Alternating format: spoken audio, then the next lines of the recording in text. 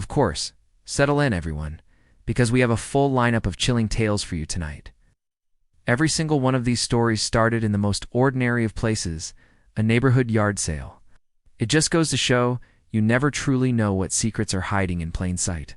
Let's begin. Story number 1. The Box of Jane Doe.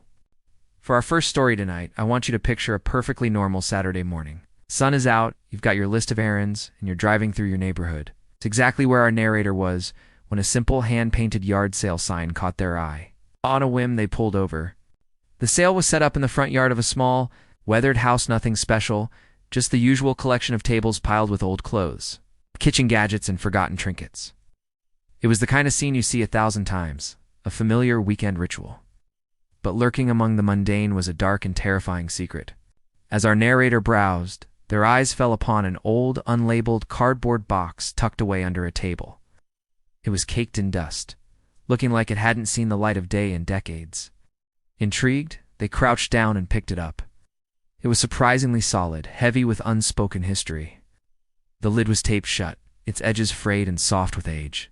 They approached the middle-aged man running the sale, a man with a look of complete indifference on his face. "What's in the box?" our narrator asked. The man just shrugged, barely making eye contact. "Just a box of old stuff," he mumbled. "Feel free to take a look." With that casual permission, our narrator began to carefully peel away the brittle yellowed tape. The cardboard groaned as the lid came free, releasing a faint, musty smell of things long forgotten. Peering inside, they found a strange and unsettling collection. There were a few old, stretched-out hairbands, a pair of rusted keys, a small, worn hairbrush, and a stack of photographs. But what truly dominated the box were the newspaper clippings. They were all yellowed and crinkled, fragile to the touch. Our narrator picked one up, and as they read the headline, a profound chill traced its way down their spine.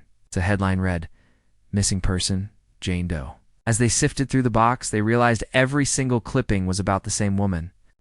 A woman whose body had been found decades ago in a nearby town, but whose identity remained a mystery. Her murder was a cold case, a ghost story whispered in the local community. The articles described her as a young brunette, last seen visiting a local diner. But the box held more than just news reports. Tucked between the clippings were grainy, black and white photographs of a woman who matched Jane Doe's description perfectly. These weren't portraits. They were candid, almost voyeuristic shots. The woman walking alone in a parking lot, entering a store, sitting on a park bench, completely unaware she was being photographed. It felt like they were looking through the eyes of a stalker. The box also contained those deeply personal items. The hairbrush with a few strands of dark hair still tangled in the bristles, a few pieces of simple jewelry, and some folded items of clothing that smelled of dust and time. It was a time capsule of a stolen life. Our narrator looked up at the man running the sale. He was still standing there, silent, looking off into the distance, completely detached. It was as if he was waiting for them to just leave so he could go back inside. "Do you know who this woman was?" our narrator asked, their voice barely a whisper. The man glanced at the box, shrugged his shoulders again, and gave a story that felt hollow and rehearsed. He claimed he'd just found the box in his attic, had never opened. Story number 2. A fatal bargain for our second story. We find ourselves at another seemingly peaceful yard sale on a beautiful summer morning. Our narrator, like many of us, was just looking for a hidden treasure, maybe a piece of furniture with a bit of history. But what they found instead was a horrifying display of how quickly a petty argument can escalate into an irreversible tragedy. The sale was bustling with people, a typical neighborhood gathering. Our narrator's eye was caught by an old lawn chair, one that sparked a fond memory of their grandmother. As they walked over to inspect it, the sound of raised voices cut through the friendly chatter. A woman was in a heated argument with an older man, probably in his late 60s. They were standing over a table filled with kitchen gadgets, their focus on a set of china plates nestled in a cardboard box. Neither of them was hosting the sale. They were both customers, two strangers locked in a bizarre and increasingly intense conflict. At first, our narrator tried to ignore it. Arguments at yard sales, while strange, aren't unheard of. People can get surprisingly territorial over a bargain. But this felt different. The woman's voice was sharp and pointed, and the man was now raising his own, pointing back at her. Their words were a blur, talking over each other a mile a minute. The host of the sale, seeing the situation escalating, started walking over, hands up in a universal sign for calm down. But he was too late. In a moment of pure frustration, the woman grabbed one of the china plates and raised it high above her head.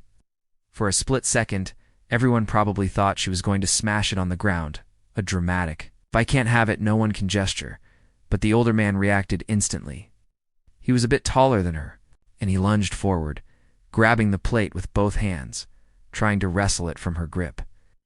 What happened next was a blur of motion and a tragedy of physics. The woman held on tight, one hand on the plate, the other clutching her purse. The man put both his hands on the plate and used his body weight, twisting and pulling with all his might. He succeeded. The plate was wrenched from her grasp, but the force of the release sent him spinning off balance. He stumbled backwards and fell heavily to the ground. The sound of the plate shattering beneath him was immediately followed by a long, pained grunt from the man. It was a sound so full of agony that an immediate dead silence fell over the entire yard sale. Everyone froze. We all knew, instinctively, that this was bad. The woman who had been fighting for the plate stood there, her face a mask of pure shock, staring down at the man who was now lying motionless on his front. After a few heart-stopping seconds, a dark pool of blood began to seep out from under his body. The woman's shock shattered into raw, piercing screams. "Oh my God, oh my God." She cried over and over, her body trembling uncontrollably. People rushed to the man's aid, telling him not to move, yelling for someone to call 911. A few brave souls carefully rolled the man over to try and stop the bleeding. And that's when everyone saw the source of the horror. A large, sharp shard of porcelain from the broken plate was sticking out of his stomach. The scene was pure chaos and grief. The woman was sobbing hysterically as others tried desperately to help the man. He just lay there, his breathing shallow and heavy, his eyes wide open with a look of pure, unadulterated terror. The paramedics arrived with sirens blaring, closely followed by the police. They loaded the man into the ambulance and rushed him to the hospital while the police began the grim task of taking statements. Our narrator didn't have much to say. They had come for a lawn chair and had instead witnessed Story number 3. The hammer in the driveway for our third story. We step into the shoes of someone who just wanted to clear out their garage. It's a common goal, a productive weekend project. But for this narrator, their attempt to hold a simple yard sale turned into a slow-burning nightmare that culminated in a terrifying, life-or-death struggle in their own driveway. The day started normally enough. Our narrator had their driveway set up with tables of old furniture, boxes of books, and other assorted junk they were hoping to get rid of. Neighbors and strangers came and went, and by mid-morning business was steady. It was during this busy period that they first noticed him, a man in a faded gray t-shirt and a Dodgers cap, lingering by a table of tools. He wasn't browsing like the other customers. He was picking up a wrench, then a hammer, turning them over and over in his hands with a strange intensity. There was something about the way his eyes darted around, never quite settling on anything, that made our narrator feel uneasy. Trying to be a good host, our narrator walked over and introduced himself. The man said he was interested in the tools and asked if there were any more. His voice was flat, devoid of any emotion, like he was reading lines from a script he hadn't bothered to learn. Our narrator pointed him towards a box of odds and ends, and the man slowly shuffled over. By noon, the crowd had thinned out. Our narrator was tired and ready to pack up. That's when they noticed the man in the Dodgers cap was still there. He had been hanging around for almost an hour, not buying a single thing. He was no longer looking at the items. He was pacing at the edge of the driveway, and it seemed like he was watching our narrator. A knot of anxiety began to tighten in their stomach. They tried to ignore him, announcing loudly to the last few shoppers that the sale was closing. As the last customer left, the driveway was empty except for him. Our narrator started packing up, making it clear the sale was over. They told him directly, "The sale's over. I need to get everything inside." But the man didn't move, just stood there, his hands shoved in his pockets, watching with those unnerving, darting eyes. The narrator told themselves he was probably just a bit odd, harmless. They tried to go about their business carrying boxes into the garage, but they kept him in their peripheral vision. When they turned back from one trip, he had moved closer. He was now in the middle of the driveway. He muttered something about the tools again. This time it wasn't a question. It was a statement. Almost a demand. "I told you they're not for sale anymore," our narrator said, their voice firmer now. "The sale is done." The man just nodded slowly, but he didn't leave. Instead, he reached down and picked up a heavy hammer from the table. He just stood there, turning it over in his hands. In that moment, the narrator's unease turned into pure, cold fear. Their throat went dry. "Put it down," they said, their voice shaking slightly. "You need to leave now." The man just stared at them, his expression blank, as if he was contemplating something terrible. What happened next was a blur of violence. One second he was standing there, and the next he was lunging towards them, moving with shocking speed. Our narrator scrambled backwards, stumbling off the edge of the driveway. The man raised the hammer. They turned and ran for the garage. They almost made it to the side door before he grabbed them, his fingers digging into their arm like a vice. They twisted violently, yanking free, but their momentum sent them tripping over a box of books. They crashed to the concrete floor. He was on them in an instant, looming over them, the hammer held high, his shadow swallowing them whole. As they scrambled backwards on the garage floor, a desperate, primal survival instinct. Story number 4. The morning Liz died, this next story is a difficult one to tell. It's not about ghosts or monsters in the shadows. It's about a real and senseless tragedy that stole a vibrant young woman from her community. It's a story about how a normal Friday morning, in the simple act of setting up a garage sale, became the backdrop for a brutal and unsolved murder. This is the story of Liz. Our narrator remembers their neighbor Liz with a painful clarity. She was the kind of person who lit up the neighborhood. She loved gardening, and her yard was always a beautiful display of color. Our narrator would wave to her on Saturday mornings as she tended to her flowers, and Liz would always flash a warm, genuine smile. She was just 29 years old, full of life and love. This all happened on January 25th, 2019, in a quiet Houston neighborhood. It was an unusually cold Friday morning. Our narrator was in their kitchen making coffee when they heard 4 loud pops. At first, they dismissed it as fireworks, but an immediate gut-wrenching feeling told them something was terribly wrong. They looked out their window and saw a figure running from Liz's driveway, jumping into a truck and speeding away. Heart pounding, our narrator grabbed their phone and ran outside, already dialing 911. The scene that greeted them was a nightmare. Liz was lying on the ground near her driveway. She wasn't moving.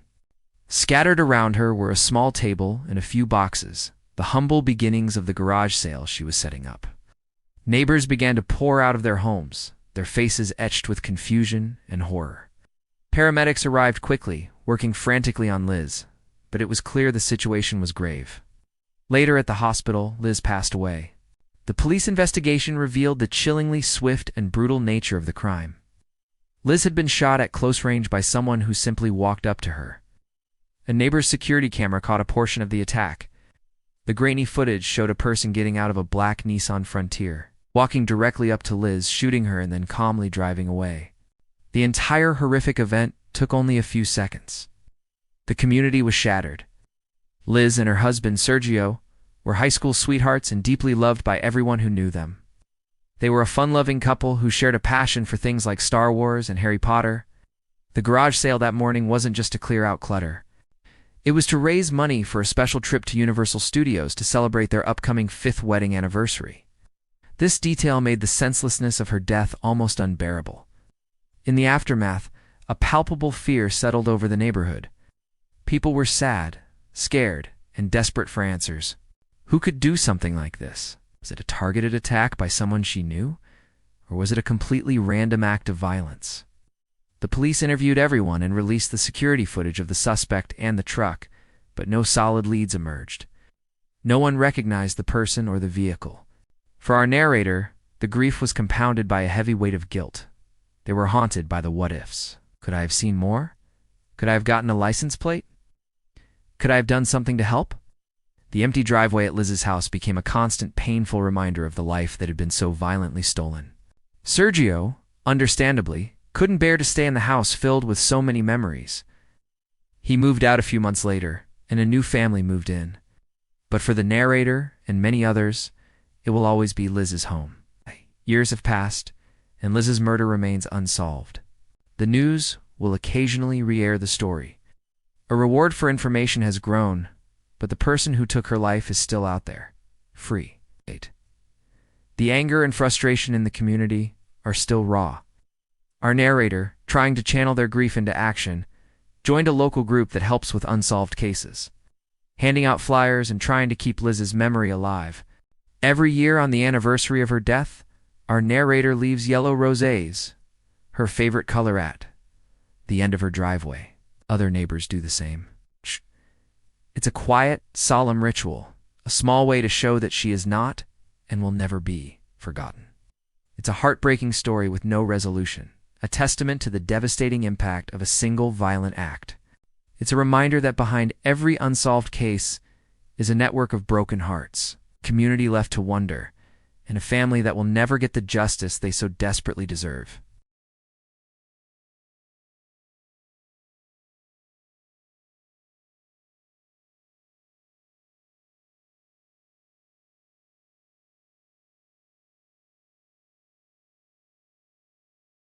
Story number 5, The Attack in the Yard. Our fifth story tonight is a stark and brutal reminder that danger doesn't always come from human hands. Sometimes it comes on 4 legs, with teeth and claws, turning a peaceful neighborhood event into a scene of pure terror and chaos. Imagine another quiet weekend morning. A woman in the neighborhood is hosting a yard sale, the kind we've all been to. A few neighbors are casually browsing through old furniture and clothes. The woman's small dog is tied to a post nearby, letting out an occasional happy bark. It's a picture of suburban tranquility. But just down the street, a potential threat was unknowingly being unleashed. A family in the neighborhood owned a much larger dog, a big, powerful mix of some kind. They were usually responsible owners, keeping him in their fenced backyard or on a strong leash during walks. On this particular morning, a simple mistake was made. The backyard gate had been left unlatched. The big dog saw its opportunity for freedom and bolted out into the street. At first, his exploration was innocent. He ran back and forth, sniffing the air, his tail wagging with the excitement of an unexpected adventure. Then, he spotted the gathering of people at the yard sale up ahead.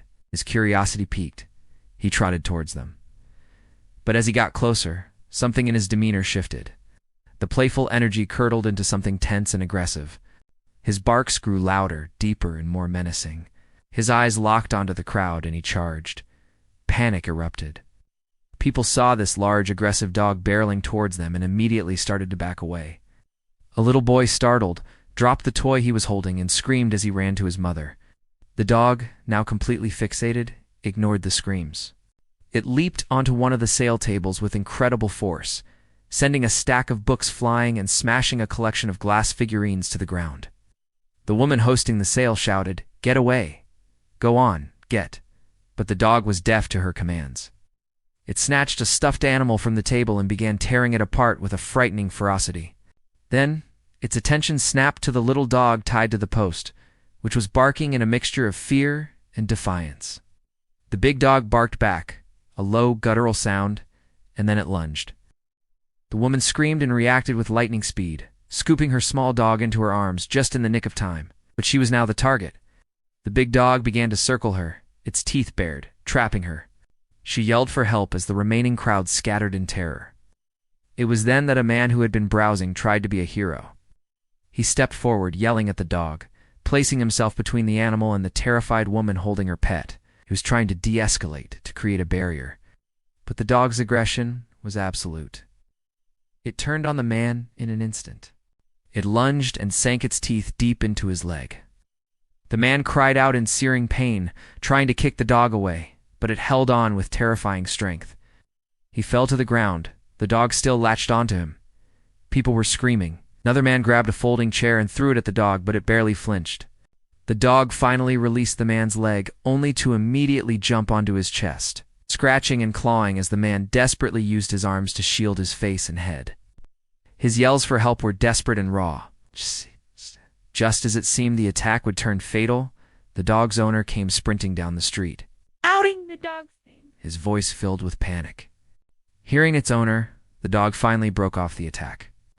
The owner rushed in, clipped the leash onto its collar, and began apologizing profusely. But the damage was done. The yard was a wreck of broken glass and scattered items. Someone had already called 911, and others were now yelling at the dog's owner. Paramedics arrived and began treating the man's severe injuries, before loading him into an ambulance to be rushed to the hospital. As the sirens faded, a stunned and shaken group of neighbors. Story number 6, the Texas garage sale stalker, for our 6th story tonight. We're heading back to Fort Worth, Texas. We all love a good bargain, right? A weekend morning spent wandering through a neighbor's yard, picking up a unique piece of furniture or a vintage record. It's a cherished American tradition. But for a series of women back in 2018, this wholesome community event turned into a recurring nightmare. This is the chilling story of the predator, the media dubbed the Texas garage sale stalker. It all started in March of that year. Imagine this. You're a woman, hosting a garage sale on your own. It's been a decent day, but things are winding down. A man has been lingering, asking a few harmless questions about a piece of furniture. But you notice he seems more interested in watching you, observing the layout of your home, than actually buying anything. You brush it off. But later that evening, as you're packing up the last of the unsold items, he returns. And this time, he's armed. He forces his way into your home, demanding cash and valuables. You survive, physically unharmed but deeply, deeply shaken. The police initially chalk it up to a one-off robbery, a crime of opportunity. But it wasn't. Within weeks, the same thing started happening in other neighborhoods. A clear, terrifying pattern began to emerge. The attacker was smart, methodical. He exclusively targeted women who were hosting garage sales alone or with very little help. He always struck near the end of the day, when the crowds had thinned and most neighbors had gone back inside. His victims all described him in a frustratingly vague way: a middle-aged man with an average build, wearing unremarkable clothing. He was a ghost, a face that could easily blend into any crowd, making him incredibly difficult to identify. His methods varied slightly. Sometimes he'd pretend to be a customer, asking about an item to get closer to the house. Other times, he was more direct, forcing his way inside as soon as he saw an opening. Once inside, he would demand money and sometimes ransack the home for anything of value. While he didn't always resort to physical violence, the psychological toll on his victims was immense. These women were left traumatized, their sense of safety in their own homes completely shattered. By early summer, the media had caught on, and the name Texas garage sale stalker began spreading, along with a wave of fear. Community forums were flooded with warnings and accounts of strange encounters. People started sharing tips. Always host sales in pairs. Never let a customer inside your house for any reason, not even to use the bathroom. But despite these precautions, the attacks continued. The police were doing everything they can, advising the public to report any suspicious behavior. But the stalker was like a phantom. He was careful to avoid security cameras and chose neighborhoods with limited surveillance, making it nearly impossible for witnesses to provide a detailed description. The community was on edge, but they were also fighting back. In July, one woman's quick thinking almost led to his capture. She noticed a man fitting the stalker's description loitering near her driveway, not really looking at the items. Her gut told her something was wrong. She discreetly texted a neighbor, who started taking photos of the man from across the street. The man must have sensed he was being watched because he suddenly left, abandoning whatever sinister plan he had in mind. The photos were shared with the police, but they were too grainy for a positive ID. Still, it was a turning point. The community was now actively hunting him. The stalker's reign of terror came to a brutal head in late August. A woman on the outskirts of Fort Worth was attacked after her sale ended. This time, the encounter escalated to sickening violence. He struck her with the butt of his gun, leaving her unconscious. Before fleeing with her cash and jewelry, a neighbor heard the commotion and found her, calling 911. This brutal attack intensified the investigation. Police set up decoy sales, hoping to lure him into a trap. Many residents canceled their sales altogether. The breakthrough finally came in September. The stalker got careless. He tried to rob a garage sale in a neighborhood that had recently formed a community watch group. Unbeknownst to him, several members were watching the sale from their cars, ready to Story number 7. The unsolved murder of Karen Swift. Sometimes, a story comes along that is so tragic and baffling, it sticks with you long after you hear it. That brings us to our 7th story. It's about a vibrant mother of four, a yard sale on a crisp autumn day, and a mystery that remains unsolved to this day. This is the case of Karen Swift. Our story takes us to the picturesque town of Dyersburg, Tennessee. In 2015, it's the kind of place where life is quiet and neighbors know each other by name. On Saturday, October 30th, 44-year-old Karen Swift was doing something many of us do, hosting a yard sale. Friends and neighbors described Karen as a devoted mother with a vivacious, outgoing personality. She was active in her community, and the yard sale was just another way for her to connect with people, cheerfully interacting with everyone who stopped by to browse. That evening, after the yard sale, Karen went to a Halloween party with friends. She returned home late and had a brief conversation with her estranged husband, David Swift. Now, this is a key detail. Karen and David were in the middle of divorce proceedings, but they were still living in the same house to co-parent their 4 children. Friends said their relationship was strained, but they were trying to be cordial for the kids' sake. Sometime in the early hours of October 31st, Halloween morning, Karen Swift vanished. When her friends and family couldn't reach her, the alarm was raised. The first clue was a deeply unsettling one. Her white Nissan Murano was found abandoned on a rural road, just a few miles from her home. The car's tires were flat. Inside were her purse and her phone. But of Karen, there was no sign. The Dyer County authorities immediately launched a massive search.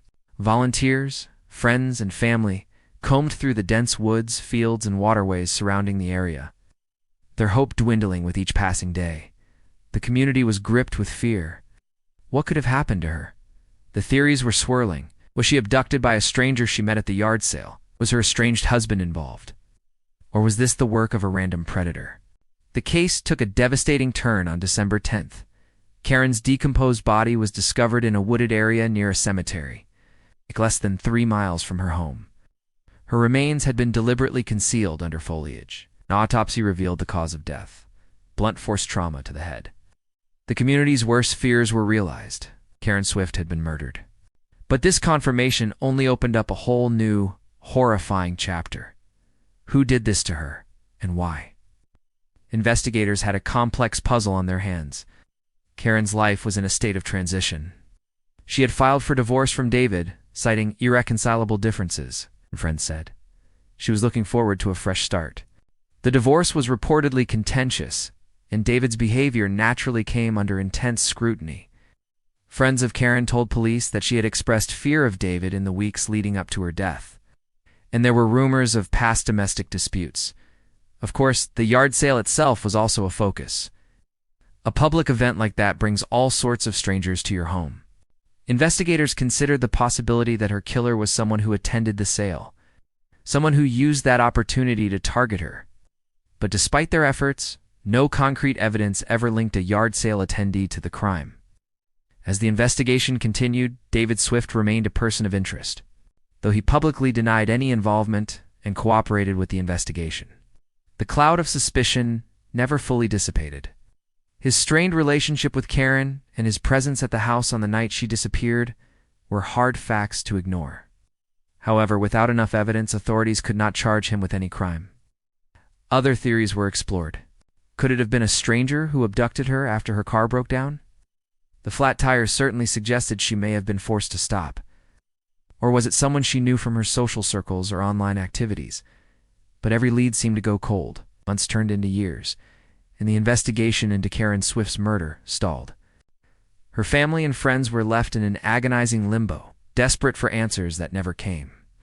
Her children had to grow up without their mother, grappling with the terrible, unanswered questions surrounding her death. To this day, the case remains unsolved. Who killed Karen Swift? Is it someone she knew? Or a random attacker? Was the car trouble staged? Or a tragic coincidence? Story number 8. The cruelty of youth. Our 8th story tonight is a deeply sad and disturbing one.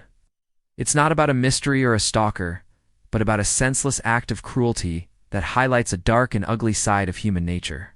It's about how a peaceful morning and an old man's treasured memories were shattered by a group of teenagers looking for trouble. Our narrator was taking a walk through their neighborhood on a cold weekend morning, coffee in hand, when they noticed a small yard sale at an old house. It was onto big setup, just a folding table and a few blankets spread on the grass, but something about it drew them in. An elderly man sat behind the table. He looked tired, but he had a kind smile on his face. He greeted our narrator warmly, asking if they were looking for anything in particular. The table held a collection of a life lived: old books, delicate porcelain figurines, vintage lamps, and a box of tarnished silverware. Our narrator picked up an old hardcover book with a faded green cover. As they flipped through the pages, the old man spoke up. He said the book was full of stories, some of them supposedly true. He added with a chuckle that he could never finish it himself, because it was just too spooky. Our narrator smiled, about to ask how much he wanted for it, when the peaceful scene was abruptly shattered. A black pickup truck screeched to a halt at the curb, and 4 teenagers piled out. Their energy was immediately hostile and contemptuous. One of them, with a sneer on his face, walked over to a little garden gnome sitting by the sidewalk and kicked it hard. The gnome, a cheerful little figure, toppled over and broke into pieces. The elderly man's kind smile vanished. He politely asked the teenagers to move along if they weren't interested in buying anything. But they were interested in something: making trouble. One of the teens, a skinny kid with dark hair and a cruel grin, picked up one of the delicate porcelain figures. "How much for this?" he asked, his tone mocking. The old man, still trying to be patient, told him it was $5 or $10. The teenager just laughed, a short, ugly sound, and then deliberately threw the figurine to the ground, where it shattered into countless tiny shards. The old man's voice trembled slightly as he pleaded with them. He explained that the figurine had belonged to his late wife, and he asked them to please have some respect. This plea for decency only seemed to amuse the skinny kid. He grinned again, and then he did something unforgivable. He shoved the old man in the chest hard enough to make him stumble backwards. Our narrator, watching this unfold, was frozen in a state of shock and fear. They wanted to say something, to intervene, but the situation felt so surreal and threatening that they couldn't move. They were ashamed of their own inaction, but the aggression from the teens was paralyzing. The old man, showing incredible courage, tried to stand his ground. He said he was calling the police and pulled out his phone. The skinny kid snatched the phone from his hand and hurled it into the street. Before anyone could react, the situation escalated from bullying to a brutal assault. The kid punched the old man in the face, and he fell to the ground. The entire gang of teenagers then descended on him, kicking and hitting him as he lay helpless on the grass.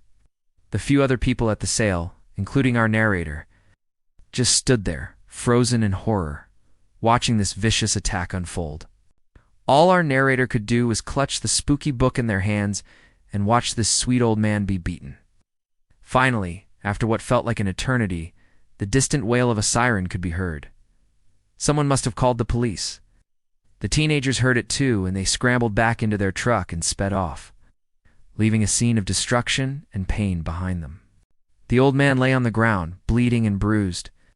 A few people slowly, hesitantly, went over to help him up. Our narrator, overwhelmed with shame and guilt, stayed where they were.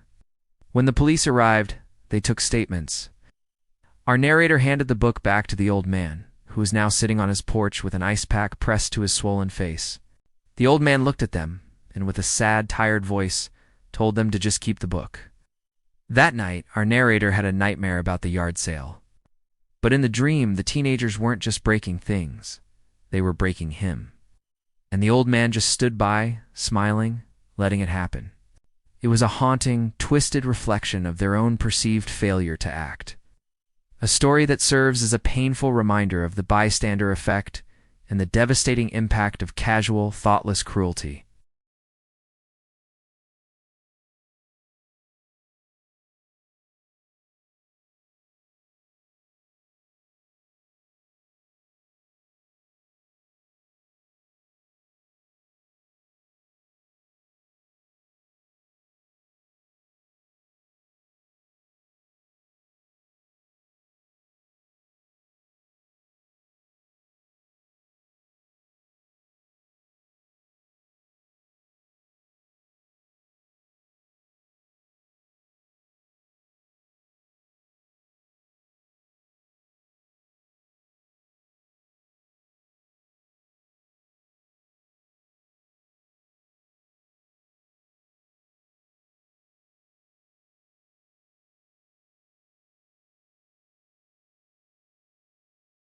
Story number 9.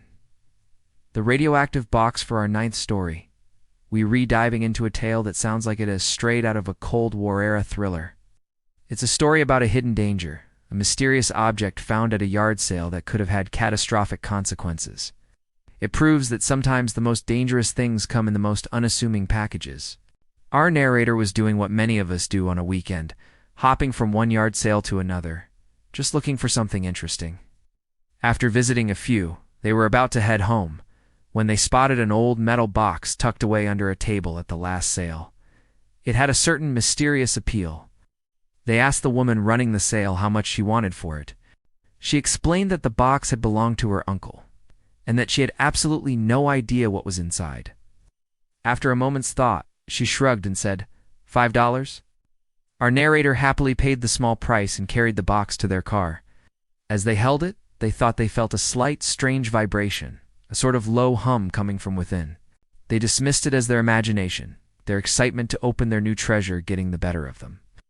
They drove home, eager to solve the mystery of the box. In their kitchen, they pried open the lid. Inside, resting on a bed of old yellowed papers, was a small metal ball. As our narrator reached in to touch it, they were struck by two things. It was strangely warm to the touch, and the very air around it seemed to feel heavy and thick. There was a symbol etched onto the ball, one they didn't recognize. Below it, the papers were covered in complex equations and strange diagrams, far beyond their understanding. Realizing they had stumbled upon something truly unusual, they decided to turn to the internet for answers. They took a picture of the strange, glowing ball and posted it on a popular online forum, asking if anyone knew what it could be. The replies started rolling in. Most people joked about it, saying it was an alien artifact or a prop from a sci-fi movie. But then one comment stood out, and it sent a jolt of ice through our narrator's veins. The comment was simple and direct. Get rid of it. It's radioactive. Their stomach dropped, immediately backed away from the box, a wave of panic washing over them. What were they supposed to do? Who do you even call about something like this? Then, a private message popped up in their inbox. It was from a user who claimed to work in nuclear safety. The message was urgent and clear. Don't touch it anymore. Move it to a safe place, and let me help you. Following the instructions to the letter, our narrator carefully moved the box out to their garage, placing it inside a large plastic container, keeping as much distance as possible. The person online messaged them again, asking for more details: the size of the ball, its color, the nature of the papers. They explained that warm metal objects, especially old ones that could be lab samples or industrial materials, can sometimes be dangerously radioactive. The person then gave them the most crucial piece of advice: call the authorities. Immediately. Scared but knowing it was the right thing to do, our narrator called the police. They were quickly transferred to a state agency that handles hazardous materials. About an hour later, a team arrived at their house, looking like something out of a movie. They were dressed in full protective suits and carried specialized equipment. One of the team members approached the box with a device that began to make sharp, clicking noises, a Geiger counter. The clicks got faster and more frantic the closer it got to the ball. They confirmed the terrifying truth. The object was indeed radioactive. One of the team members told our narrator that they were incredibly lucky. If they had kept the box in their house for a prolonged period, it could have made them, and anyone else in the home, very, very sick. The team carefully packed the ball and the papers into a special lead-lined container and took it away. Later, the police questioned the woman who had sold them the box. She was horrified. She had no idea her uncle, who had been a chemist many years ago, had anything so dangerous. The radioactive ball was likely an old experiment he had worked on and then forgotten about. A ticking time bomb sitting in an attic for decades. For weeks after the incident, our narrator couldn't stop thinking about it. That strange, glowing ball, which had seemed like such a fun and quirky mystery, could have caused serious harm. It was a terrifying lesson in how close we can come to unseen dangers, and how a simple, curious purchase at a yard sale could have led to a silent, invisible, and deadly threat invading their home. Needless to say, they haven't been to a yard sale since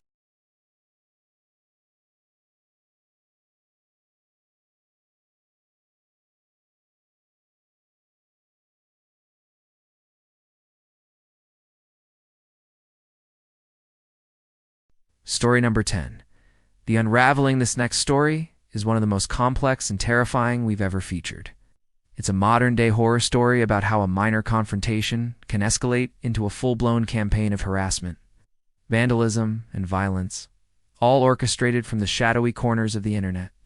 It's a story about doxing, paranoia, the terrifying realization that you are being targeted by an enemy you can't see.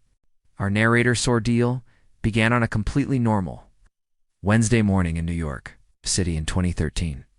They were heading to their car in their Building S parking lot when they saw a young man in a hoodie and a ball cap leaning against the wall right next to their car.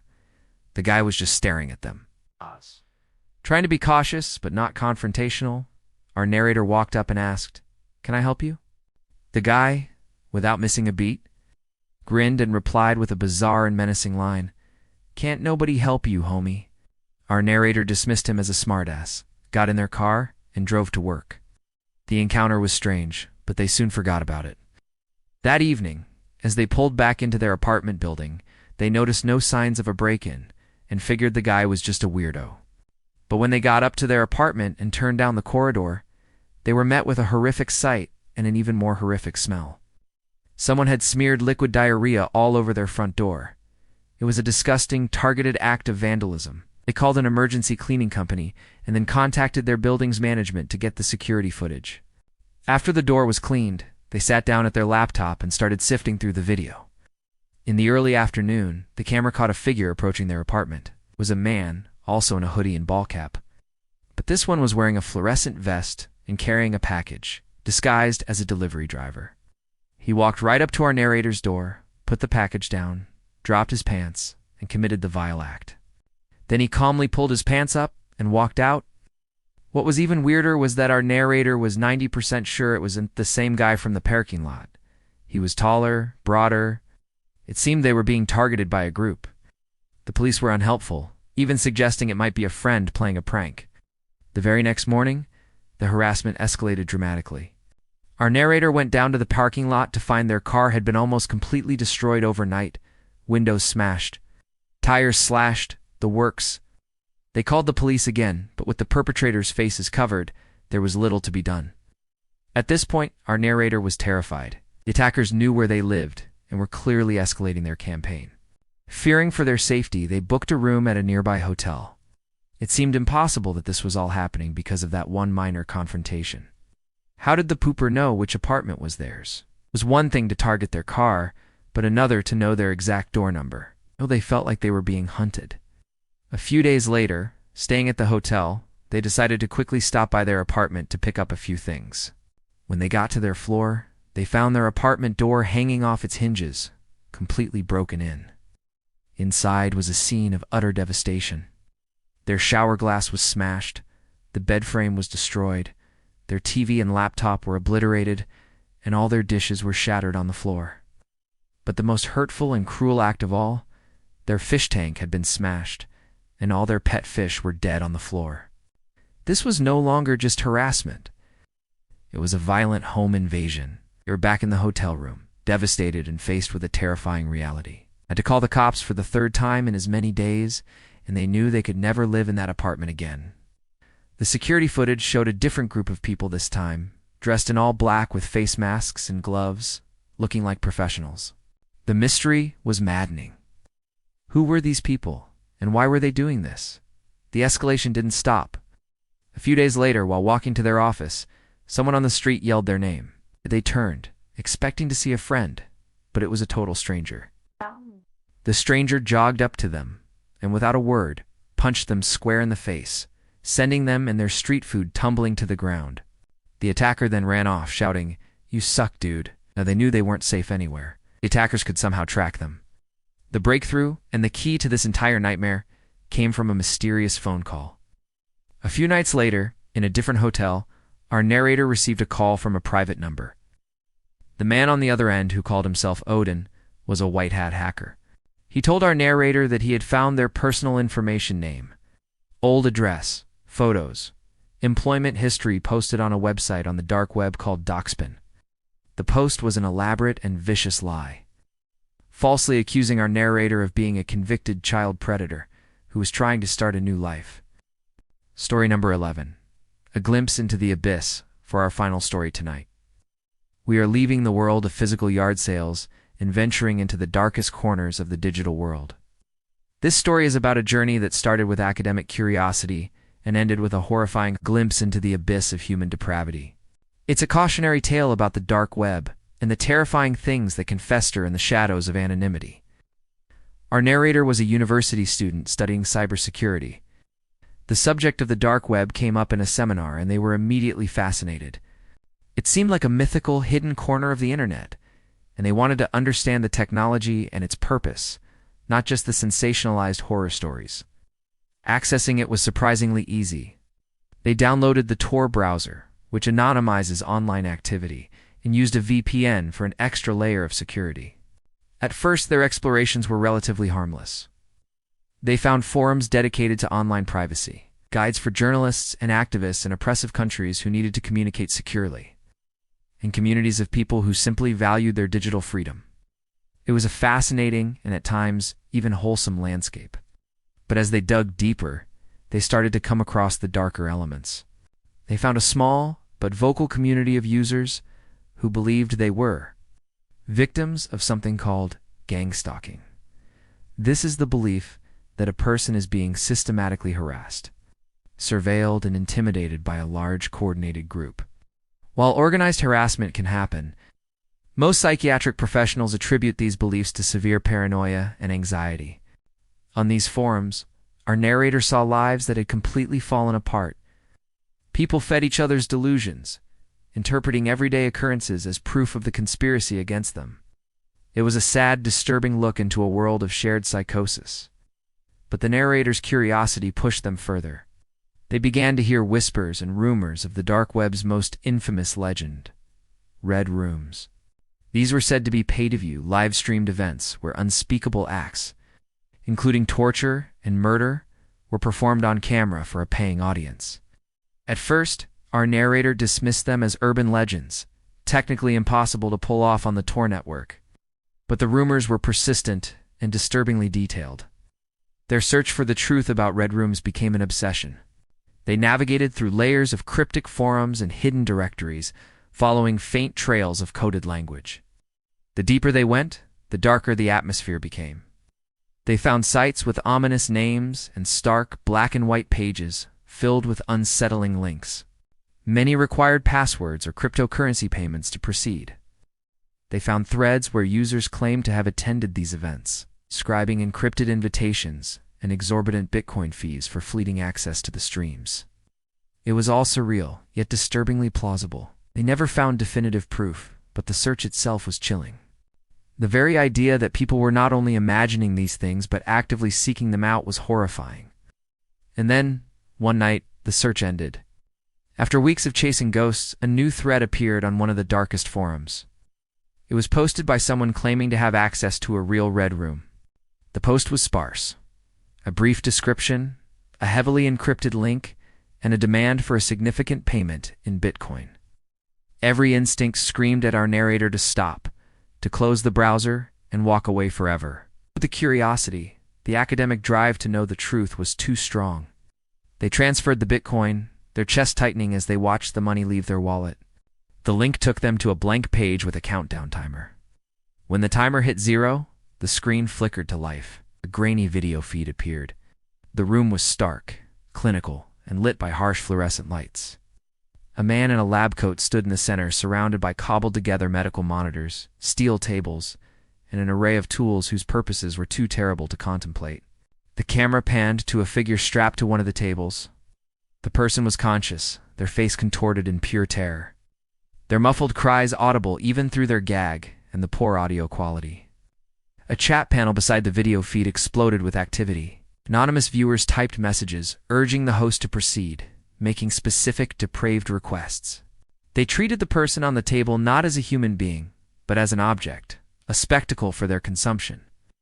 Our narrator didn't know if the audience thought it was fake, but to them, it looked terrifyingly real. The experiments began. The host used injections, electrical currents, and other devices that seemed designed solely to inflict pain and test biological responses. The victim writhed and screamed, their agony broadcast for the cheering, depraved audience. It was pure, unfiltered cruelty, masquerading as some kind of twisted scientific inquiry. Our narrator doesn't know how long they watched before they were physically unable to take any more. They slammed their laptop shut, their body trembling, a wave of nausea and overwhelming guilt washing over them. The rumors weren't just rumors, this was real. It was happening somewhere, hidden in the digital depths. That night, our narrator deleted everything: the Tor browser, their Bitcoin wallet, every log and note from their research. They wanted to erase any connection to the sickening world they had just glimpsed. But you can't unsee something like that. The images were burned into their memory, a permanent scar from a journey into the heart of darkness. It's a story that serves as the ultimate warning. Some doors are meant to remain unopened, and some mysteries are better left unsolved.